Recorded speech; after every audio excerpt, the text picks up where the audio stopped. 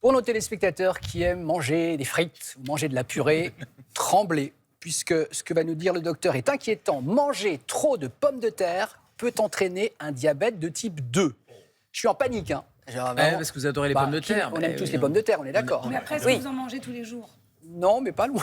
Ça, c'est bien, parce que déjà, on voit qu'il y a la quantité qui va jouer. En tout cas, c'est une revue scientifique plutôt sérieuse, le British Medical Journal of Medicine, qui sort une étude avec un suivi de patients pendant de nombreuses années. Et en fait, il y a une corrélation statistique entre les pommes de terre, les frites en particulier, et l'apparition de diabète de type 2. Le diabète de type 2, on le rappelle, hein, c'est la montée du taux de sucre dans le sang. C'est pas un diabète qui arrive en première partie de vie, mais plutôt en deuxième partie de vie, quand on a un peu de bedaine, quand on a un peu d'âge, quand on a une mauvaise hygiène de vie alimentaire et qu'on bouge pas trop. En fait, on a de l'insuline, mais l'insuline ne fait plus rentrer le sucre dans les cellules, et donc du coup, le taux de sucre augmente dans le sang. C'est ça le diabète de type 2.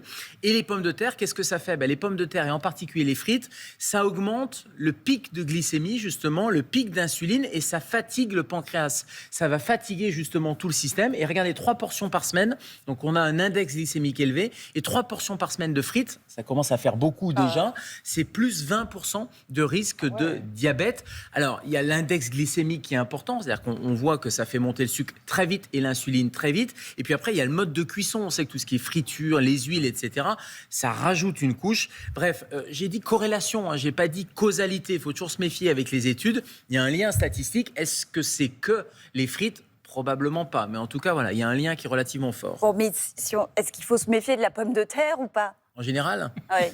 Alors non, c'est intéressant dans cette étude, c'est-à-dire que les pommes au four, les pommes vapeur, globalement, si vous évitez Pommes de terre. la friture, pommes de terre, oui, les pommes, pardon, parce que les pommes au four, ça peut être les pommes de terre, mais avec une cuisson plutôt saine, l'index glycémique est plus bas, donc c'est plus sain pour la santé, ça fatigue moins, encore une fois, au niveau de l'insuline, donc on peut plutôt consommer de la pomme de terre parce que c'est riche en vitamine C, c'est riche en potassium, c'est riche en fibres, surtout si on mange la peau d'ailleurs, c'est excellent, les pommes de terre passées à la vapeur avec la peau, c'est très bon avec des fibres.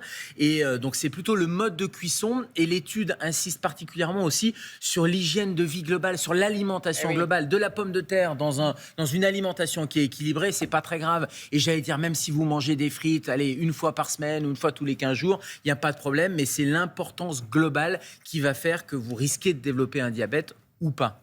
C'est ça l'important. Plus globalement, comment est-ce qu'on prévient le diabète de type 2?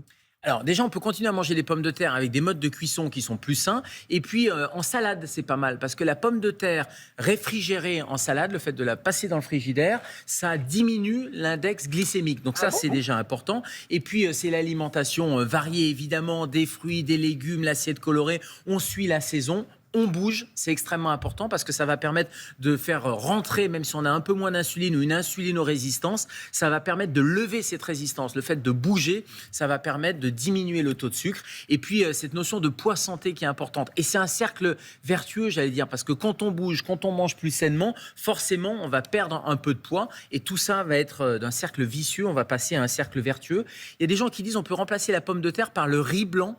C'est pas forcément une bonne idée parce qu'en termes d'index glycémique, c'est un peu la même chose aussi. Très sucré le riz aussi. Oui, exactement. Et donc la c'est pas patate douce, forcément elle a une bonne pas idée.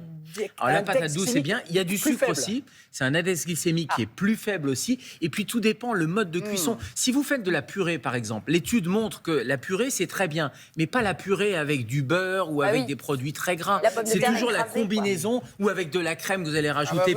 Loïc qui est à Saint-Étienne qui nous écoute. Mais on sait que c'est bon sur le plan gustatif. Mais par contre, sur le plan nutritionnel, forcément, on perd un peu les bénéfices. Bon, avec modération. Donc on n'interdit pas et c'est avec modération. En nutrition, comme d'habitude.